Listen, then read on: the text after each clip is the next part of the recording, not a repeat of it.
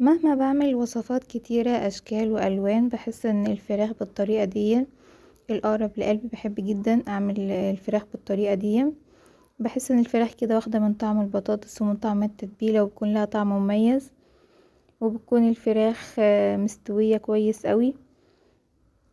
شايفين بيكون لونها حلو ازاي، وبيكون كمان كل الخلطة كده واخدة من بعضها، بيكون طعمها حلو قوي. يلا نبدأ الفيديو، بس ما تنسوش اللايك والشير والاشتراك في القناة، ونقول بسم الله. اول حاجة معايا هنا الفراخ، غسلتها كويس قوي ونقعتها في ملح وليمون ومعلقة طحينة. الطحينة دي فظيعة، بتضيع اي ريحة للزفارة.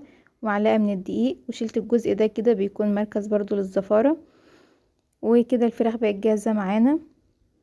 معايا هنا صينية حطيت فيها بطاطس، قشرتها وقطعتها بالحجم ده كده عشان ما تتهريش معايا، يعني لا تكون تخينة ولا رقيقة قوي. وفردتها كده في الصينية، وهحط عليها معلقة كده من الملح، ونص معلقة صغيرة من الفلفل الاسود، وهقلبهم كويس قوي في البطاطس، بيدوا طعم حلو قوي للبطاطس. هقلبهم كويس قوي بالشكل ده. وهنا خلاص بعد ما قلبتهم كويس وفردتهم في الصينية، هنبتدي نجهز الفراخ بتاعتنا، او هنجهز المرتة اللي هنعمل بيها الفراخ. معايا هنا بصلاية متقطعة صغير قوي، ممكن تقطعوها شرايح او جوانح، اي تقطيع انتوا عايزينها، بس انا بحب البصل يكون صغير كده في الاكلة. وهضيف عليها معلقة صغيرة من الملح، ونص معلقة صغيرة من الفلفل الاسود، ومعلقة صغيرة من البابريكا، ونص معلقة صغيرة من الثوم البودر، ونص معلقة صغيرة سماق.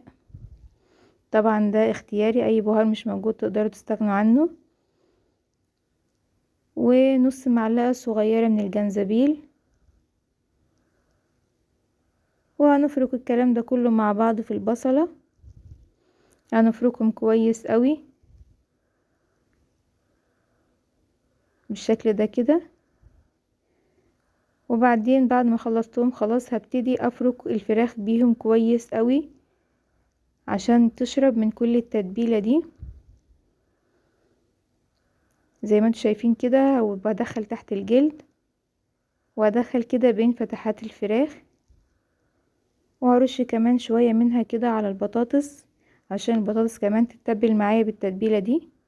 واضيف كده طرنشات من الطماطم وطرنشات من الفلفل، ممكن نضيف طرنشات من الفلفل الحامي لو بتحبوها سبايسي،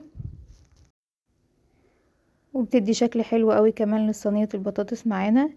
ومعايا هنا صلصة متسبكة، بس مش مسبكاها قوي، يعني تقريبا نص تسبيكة. هبتدي افردها كده على الفراخ، وهوزعها كده كويس قوي على الفراخ وعلى البطاطس بالشكل ده كده.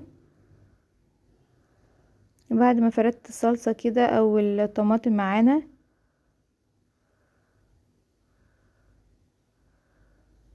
هضيف معلقتين كبار كده من الزيت على الوش عشان يدينا لون حلو. وكمان هضيف نص كوباية من المية، ما نكترش عشان الفراخ كمان هتنزل لسه ميتها والخضار كمان. هنضيف كده نص كوباية من المية، وبعدين هتبلها. هسيبها في التتبيلة دي تقريبا نص ساعة، وهدخلها الفرن على درجة حرارة 200. وهنا بعد ما طلعت معانا بقت قمر. البطاطس استوت والخضار كمان استوى والفراخ بقت تحفة واستوت معانا، وهي طبعا لسه سخنة دلوقتي هنبتدي نغرفها. شايفين بعد ما غرفناها عملت معاها رز حباية وحباية، والبطاطس كمان مستوية وطعمها قمر. وكمان مع الرز بيكون طعمها تحفة، ممكن تعملوا معاه رز بشعرية او رز ابيض.